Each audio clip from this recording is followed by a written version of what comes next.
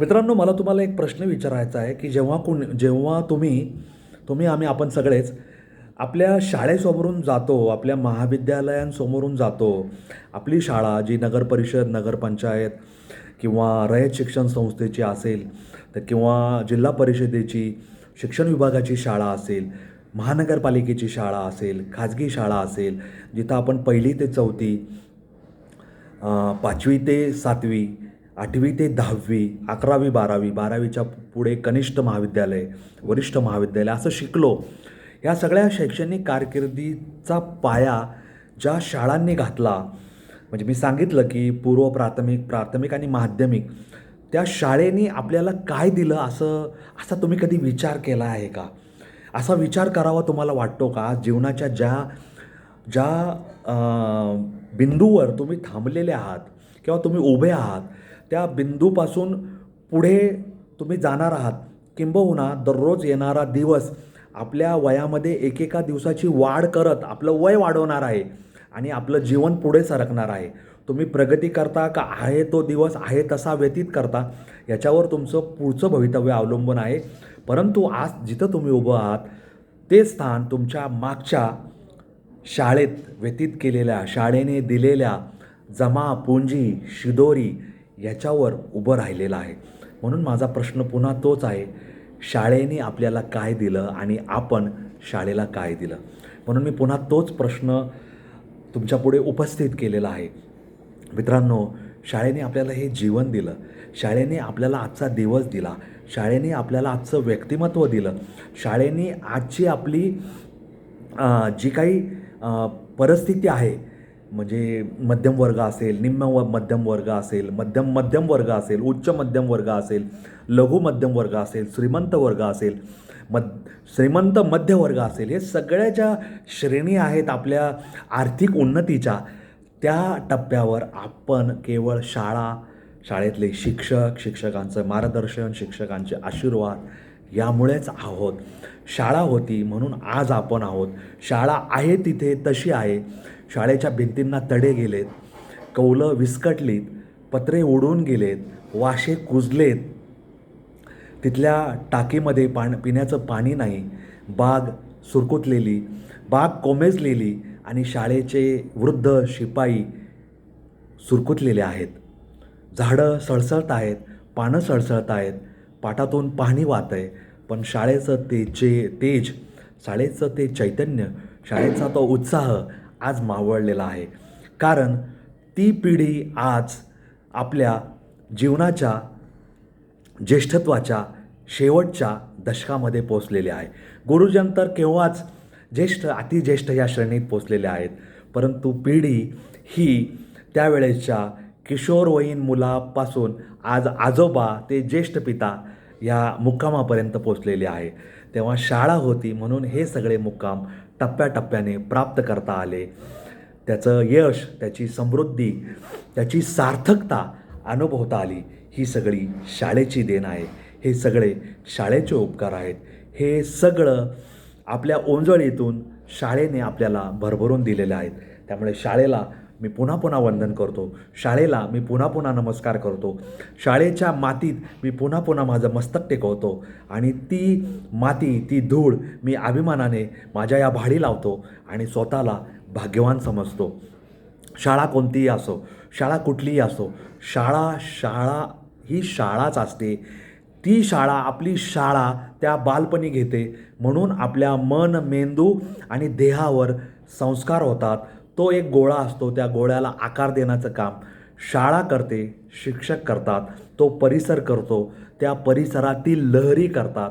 म्हणून आपण एवढं बोलण्या इतकं सामर्थ्य आणि वाणी आणू शकलो असं मला वाटतं. तुमच्या सगळ्यांचंही हे मत असेल.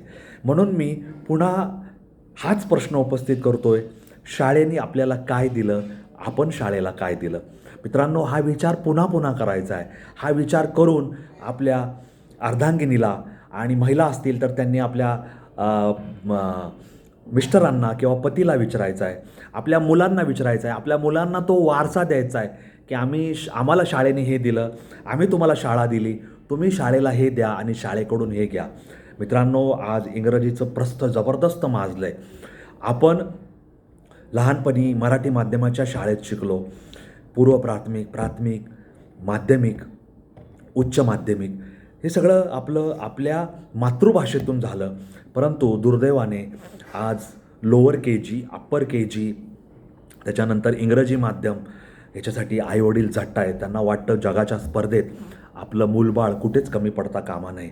परंतु मित्रांनो, मैत्रिणींनो, मातृभाषेचं जे शिक्षण आहे ते आपल्याला जगात कुठेच कमी पडू देणार नाही.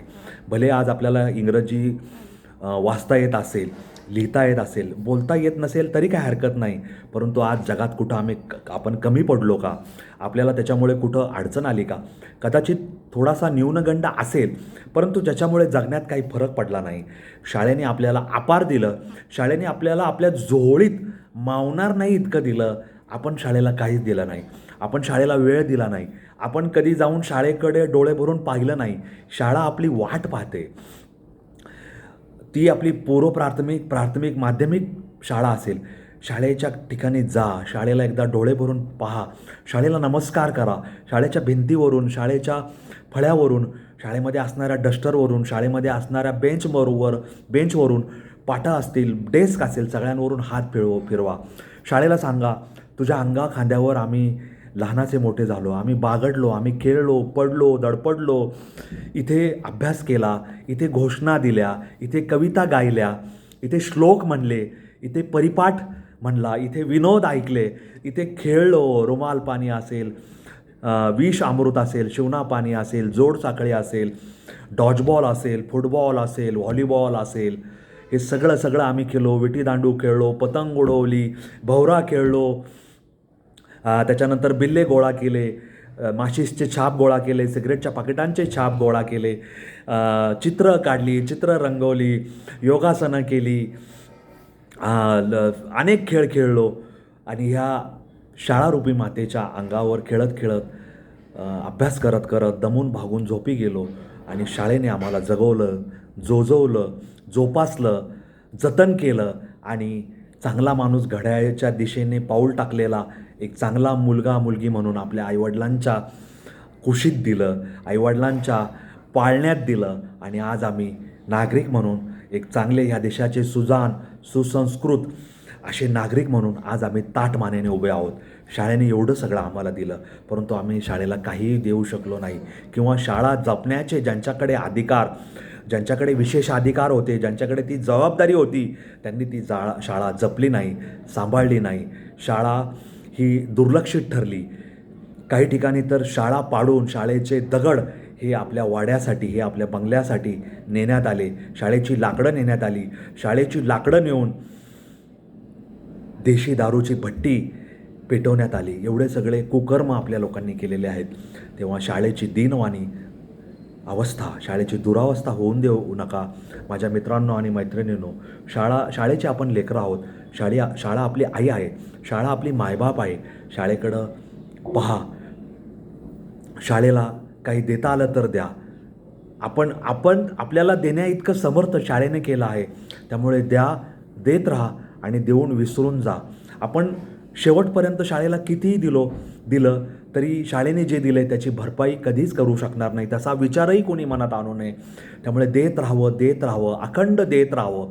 कारण आपल्याला देण्यासारखं तेच आहे. आपण शाळेला काय देऊ शकतो? आपल्या हातात जे आहे, आपण धन देऊ शकतो, आपण आपलं श्रम देऊ शकतो, आपण रक्तदान करू शकतो, आपण शाळेला आवश्यक असणारा त्या चीजवस्तू देऊ शकतो, येणारी पिढी घडवण्यासाठी आवश्यक आहे ते सगळं देऊ शकतो.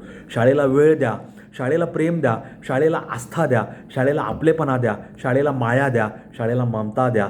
शाळा पुन्हा उभा राहील, शाळा पुन्हा बहरेल, शाळा पुन्हा डवरेल, शाळा आनंदाने हसेल.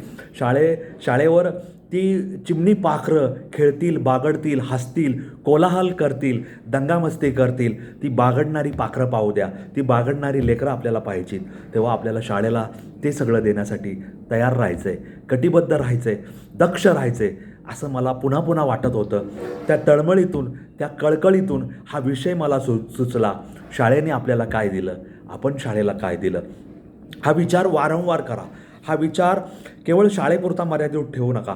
समाजाने आपल्याला काय दिलं, आपण समाजाला काय दिलं, आपण जिथं काम करतो त्या जागेने, त्या कार्यालयाने आपल्याला काय दिलं, आपण कार्यालयाला काय दिलं, आपल्या आजूबाजूच्या आसमंताने, भवतालने, समाजातील लोकांनी, मित्रपरिवाराने आपल्याला काय दिलं, आपण त्यांना काय दिलं.